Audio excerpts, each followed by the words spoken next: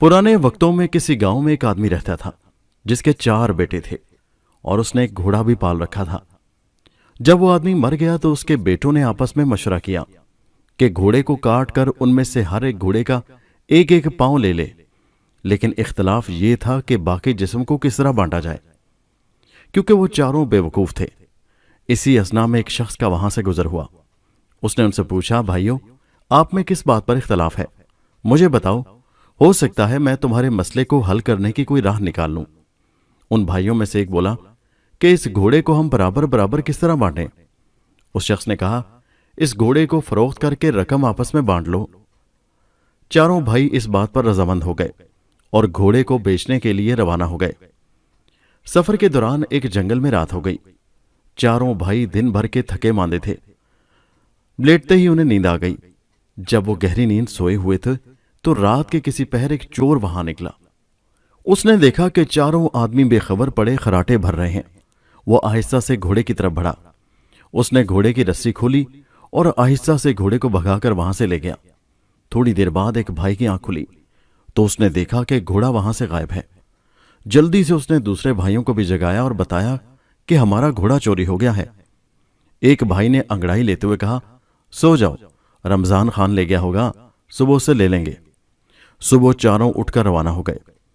रास्ते में उन्होंने एक ऊंट के पांव के निशानात देखे तो उन चारों भाइयों में से एक कहने लगा, ये ऊंट के पांव के निशानात हैं। उनमें से एक ने कहा, भाई, ये किसी नर ऊंट के निशानात हैं। दूसरे ने कहा, भाई, ये ऊंट तो एक आंख से अंधा भी लगता है। फिर वो आगे बढ़ गए। अभी कुछ ही दूर गए होंगे कि उन्होंने देखा कि एक शख्स परेशान हालत में आ रहा है। उसने उनसे पूछा, भाई, आप लोगों ने यहां कोई ऊंट तो नहीं देखा है? तो उनमें से एक ने कहा, नर ऊंट।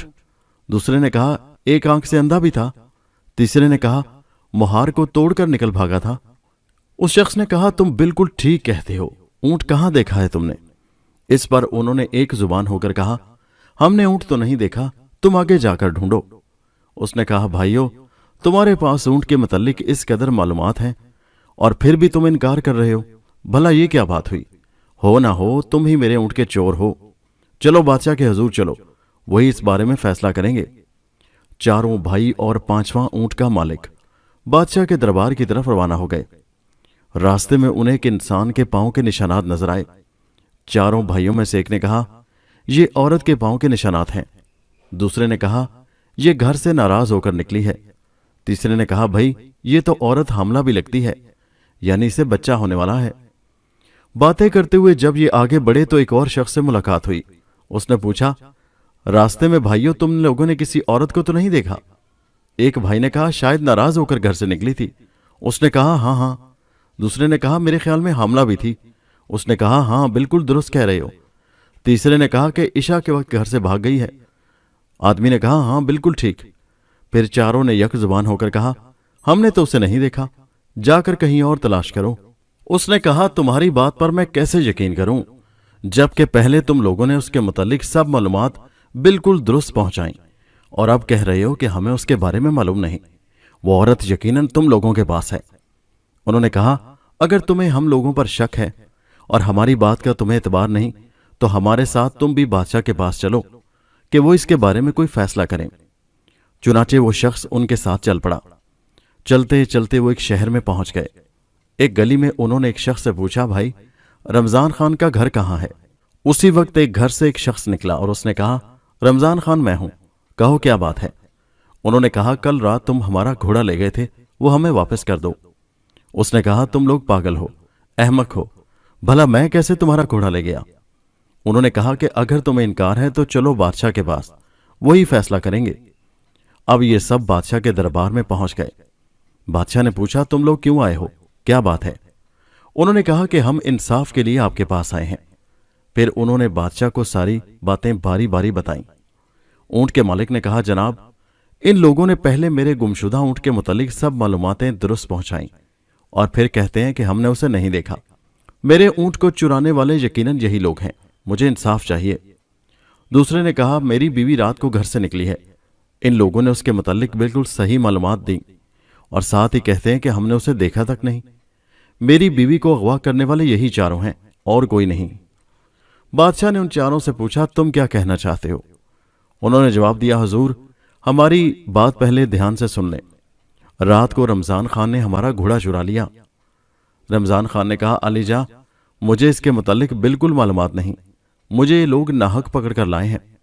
बादशाह ने उनसे पूछा, जिस वक्त रमजान खान घोड़ा चोरी करके ले जा रहा था, तुम में से किसने इसको देखा? उन्होंने कहा, हुजूर, हम में से किसी ने इसको नहीं देखा। फिर बादशाह ने कहा, जब तुमने इसको देखा तक नहीं तो इसको क्यों कर मुर्दे इल्जाम ठहरा रहे हो?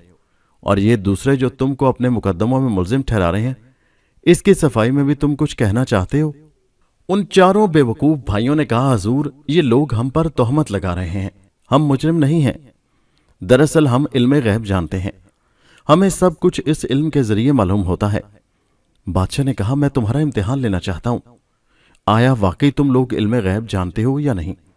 उसके लिए मैं किसी एक चीज के अंदर एक दूसरी चीज छुपा कर रखूंगा। अगर तुम लोगों ने ठीक ठीक बता दिया तो मैं समझूंगा कि वाकई तुम इल्म गैब जानते हो और बेकसूर हो। फिर बादशाह ने एक अनार मंगवाया और उसको एक संदूक में बंद करके उनसे पूछा, बताओ कि संदूक के अंदर क्या चीज है? वो एक दूसरे का मुंह तकने लगे। सबसे बड़े भाई ने कहा, कोई गोल गोल सी चीज है। दूसरे भाई ने कहा, इसके सर पर कोई गेंदनुमा चीज है। तीसरे ने कहा, इसके बीच में दाने दाने हैं। चौथे ने कहा, कह क्यों नहीं देते कि संदूक में अनार है? अब बादशाह को यकीन हो गया कि वो सच कहते हैं और गैब का इल्म जानते हैं। चुनाचे उसने रमजान खान से कहा कि इनका घोड़ा वापस कर दो या उसकी कीमत अदा कर दो, और दूसरों से कहा कि तुम जाकर अपना ऊंट और बीवी तलाश करो, क्योंकि ये लोग वाकई इल्म गैब जानते हैं। रमजान खान से घोड़े की कीमत वसूल करके उन्होंने इस रकम से भेड़ बकरियां खरीदी और अपने गांव की तरफ रवाना हुए। दोपहर के वक्त वो एक जंगल में पहुंचे। वहां दरख्तों के साए थे और ठंडी ठंडी हवा थी। ये लोग थक कर चूर चूर हो गए थे, इसलिए वहीं बेखबर पड़कर सो गए।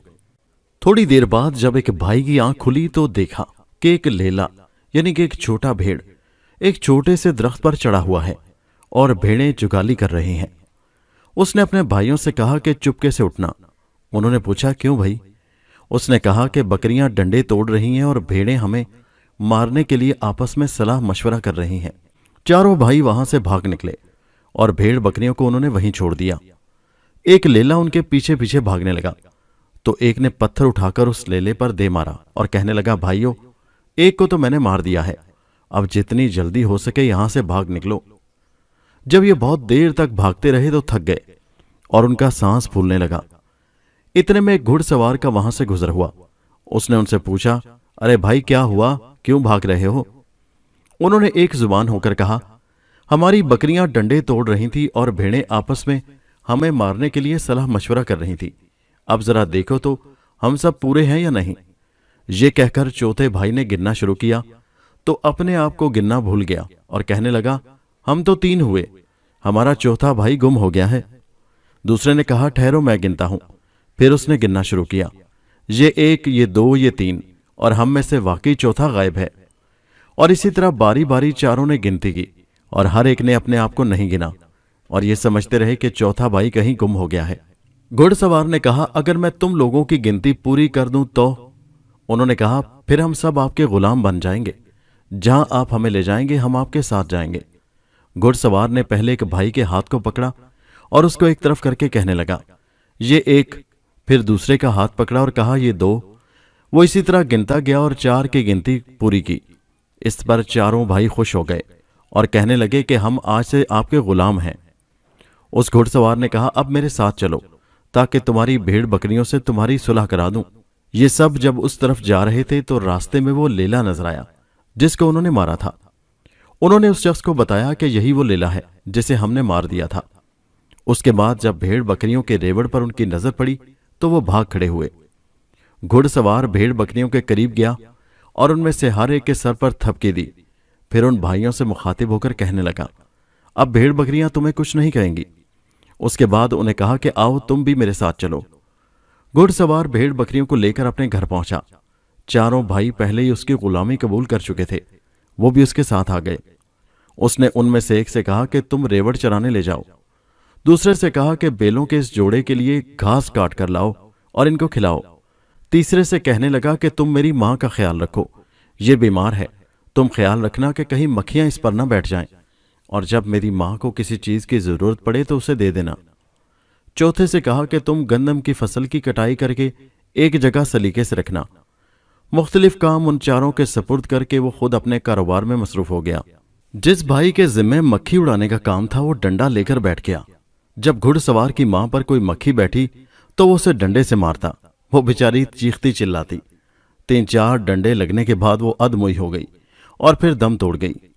جب وہ بالکل ساکت ہو گئی تو اس نے سوچا کہ اب وہ آرام کر رہی ہے، اب اس پر چادر ڈال دی اور خود ایک طرف ہو کر بیٹھ گیا۔ جس بھائی کے ذمہ بیلوں کو چارہ کھلانا تھا اس نے اپنے دل میں سوچا مجھ سے اس قدر کام نہیں ہو سکتا، لہٰذا اس نے فوراً دونوں بیلوں کو ذبح کر کے ان کے منہ بھوسے میں گاڑ دیے کہ اب خود کھاتے رہیں۔ گندم کی فصل پر جس بھائی کی ڈیوٹی تھی اس نے سوچا کہ یہ تو بڑا اور محنت طلب کام ہے، کیوں نہ ان دانوں کو بھون دیا جائے۔ یہ سوچ کر اس نے پوری گندم کی فصل کو آگ لگا دی۔ اب چوتھے بھائی کا واقعہ سنیں جو بھیڑوں کو لے گیا تھا۔ وہ بھیڑیں چرا رہا تھا کہ اچانک 1-2 بھیڑیے ادھر آ نکلے اور بھیڑوں کو کھانے لگے۔ اس نے سوچا کہ اس گاؤں کے کتے کیسے بھوکے ہیں جو بھیڑوں کو کھا جاتے ہیں اور ان کے مالک ان کو کچھ نہیں دیتے۔ وہ بھیڑوں کو وہیں چھوڑ کر خود واپس لوٹ آیا۔ دوپہر کو جب گھڑ سوار گھر پہنچا تو ایک بھائی سے پوچھا، میری ماں کی اچھی طرح سے خدمت کی ہے نا؟ اس نے کہا، جناب کیا پوچھتے ہیں آپ، جب سے آپ گئے ہیں اس وقت سے آرام کر رہی ہیں۔ جب اس نے چادر اٹھا کر دیکھا تو ماں کا چہرہ خون آلود ہے اور وہ مر چکی ہے۔ اس نے اس بھائی کا کام دیکھا تو پریشان ہو گیا۔ اس نے سوچا کہ دیکھوں دوسرے بھائیوں کی خبر لینی چاہیے کہ انہوں نے کیا گل کھلائے ہیں۔ جب اس نے بیل والے سے پوچھا، تم نے کیا کیا ہے؟ اس نے کہا، ابھی تک بیلوں کے منہ بھوسے میں دیے ہوئے ہیں تاکہ وہ خود ہی کھاتے رہیں۔ جب دیکھا تو ان کے سر کٹے ہوئے اور بھوسے میں گھسے ہیں۔ اس کے بعد اس نے فصل والے سے پوچھا، کیا تم نے فصل کی کٹائی کر دی؟ تو اس نے خوشی خوشی بتایا کہ مجھے خیال آیا کہ آپ کی ماں بوڑھی ہے، بھلا روٹی کہاں پکا سکے گی، میں نے گندم کو بھون لیا ہے۔ جب گھڑ سوار نے دیکھا تو گندم کی پوری فصل کو جلا ہوا پایا۔ چوتھے سے پوچھا کہ بھیڑ بکریاں کہاں ہیں؟ تو اس نے کہا، اس شہر کے کتے بے حد بھوکے ہیں، آج تک ایسے بھوکے کتے میں نے نہیں دیکھے، وہ آ کر بکریوں کو کھانے لگے ہیں۔ میں نے ان پر ترس کھایا اور انہیں ایسا کرنے سے نہیں روکا۔ گھڑ سوار نے سب کی باتیں سنی تو اپنا سر پیٹ لیا اور پھر چاروں کو طلب کر کے ان سے کہا، تم لوگوں نے مجھے اس قدر نقصان پہنچائے ہیں کہ میری آئندہ نسلیں بھی یاد رکھیں گی۔ تم لوگوں نے میری ماں کو مار ڈالا اور میرے کاروبار کو تباہ کر دیا۔ خیر تم ہو ہی بے وقوف، میں تمہیں معاف کرتا ہوں۔ تم ایسا کرو کہ بیلچہ گینتی لے کر قبرستان چلے جاؤ اور وہاں ایک ایسی قبر تیار کرو جس کی لمبائی کان برابر ہو۔ چاروں بھائی قبر کھودنے کے لیے قبرستان روانہ ہو گئے۔ ایک نے گینتی ماری اور دوسرے نے اپنا کان وہاں رکھا اور کہنے لگا، یہ قبر تو بڑی بن گئی۔ غرض یہ کہ باقی بھائی بھی کان رکھنے لگے اور اسی طرح کہتے گئے کہ قبر کان سے بڑی بن گئی۔ انہوں نے سوچا کہ گھڑ سوار پہلے ہی بگڑا ہوا ہے، اگر قبر بڑی بن گئی تو وہ اور زیادہ بگڑ جائے گا۔ یہ سوچ کر وہ واپس گھر پہنچے تو گھڑ سوار بڑا حیران ہوا کہ یہ لوگ اس قدر جلدی واپس آ گئے۔ اس نے ان سے پوچھا کہ تم نے قبر بھی کھودی یا ایسے ہی واپس آ گئے ہو؟ تو انہوں نے کہا، جناب یہ کوئی مشکل کام تو نہیں ہے، ہم تو قبر کھود آئے ہیں۔ اس نے کہا، اس میں تو کافی وقت لگتا ہے، معلوم نہیں تم لوگوں نے اتنی جلدی قبر کیسے کھود لی؟ پھر اس نے کہا، چلو مجھے دکھاؤ۔ جب قبرستان میں پہنچے تو قبر ڈھونڈنے لگے مگر اب جگہ نظر نہیں آ رہی تھی۔ جب اپنی دانست میں وہ قبر کھود گئے تھے وہ جگہ کیا نظر آتی، جبکہ ایک ہی گینتی انہوں نے ماری تھی۔ اگر قبر کھودی ہوتی تو اس کی مٹی یقیناً دور سے نظر آ جاتی۔ قبر ڈھونڈتے ڈھونڈتے کافی وقت لگ گیا، بالآخر انہیں وہ جگہ مل گئی۔ تب انہوں نے اس شخص سے کہا کہ یہاں آئیے، یہ رہی قبر۔ اس نے جب دیکھا تو کہا، تم لوگوں نے تو کمال کر دیا، اس میں انسان کی لاش بھلا کہاں آ سکتی ہے، یہ تو مٹھی بھر قبر ہے۔ پھر بولا، تم لوگ جا کر میری ماں کی لاش لے آؤ، میں خود اس کے لیے قبر کھودوں گا۔ وہ چاروں گئے اور مردے کو چارپائی پر رکھ دوڑتے ہوئے قبرستان کی طرف آئے، مگر راستے میں مردہ ماں چارپائی پر سے کہیں گر گئی۔ قبرستان پہنچ کر جب انہوں نے چارپائی رکھی تو ایک دوسرے کا منہ دیکھنے لگے۔ گھڑ سوار نے پوچھا، لاش لے آئے ہو؟ انہوں نے جواب دیا، جناب ہم لاش لا رہے تھے لیکن راستے میں وہ کہیں بھاگ گئی، کیونکہ اب ہم یہاں پہنچ گئے، ہم نے جو دیکھا تو چارپائی خالی پڑی ہے۔ اس نے کہا کہ یہ کیسے ممکن ہے کہ مردہ بھاگ جائے؟ پھر غصے میں بولا، جاؤ اور میری ماں کو جس طرح ممکن ہو سکے لے کر آؤ، ورنہ اس کی جگہ تمہیں یہاں زندہ گاڑ دوں گا۔ وہ مردہ لینے جا رہے تھے کہ راستے میں ایک بڑھیا نظر آئی جو لکڑیاں اکٹھی کر رہی تھی۔ انہوں نے اس سے کہا کہ تم یہاں لکڑیاں اکٹھی کر رہی ہو، ادھر تمہارا بیٹا ہمیں زمین میں زندہ گاڑنے کی دھمکیاں دے رہا ہے، چلو ہمارے ساتھ۔ چاروں نے اس بڑھیا کو زبردستی پکڑ کر چارپائی پر لٹا دیا اور قبرستان کی طرف روانہ ہو گئے۔ وہ بوڑھی عورت بیچاری چیختی چلاتی رہی مگر انہوں نے اس کی ایک نہ سنی۔ جب قبرستان پہنچے تو گھڑ سوار سے کہنے لگے، یہ لو اپنی ماں، اب اس کو سنبھالو، ہم تو مفت میں بدنام ہو رہے ہیں، یہ تو ابھی بھی نہیں آ رہی تھی، ہم اسے زبردستی پکڑ کر لائے ہیں۔ گھڑ سوار نے جب بڑھیا کو دیکھا تو اس سے معافی مانگی اور یہ کہہ کر اسے گھر جانے کی اجازت دے دی کہ ان لوگوں نے میری مردہ ماں کو کہیں گرا دیا ہے اور اس کی جگہ تمہیں اٹھا کر لے آئے ہیں۔ اس کے بعد وہ خود اپنی ماں کی تلاش میں نکلا اور اس کی لاش کو کہیں سے ڈھونڈ کر لایا۔ وہ شخص اب ان چار بے وقوفوں سے بہت تنگ آ چکا تھا، اس لیے اس نے دھکے مار مار کر چاروں کو اس گھر سے نکال دیا اور خود سکھ کا سانس لیا۔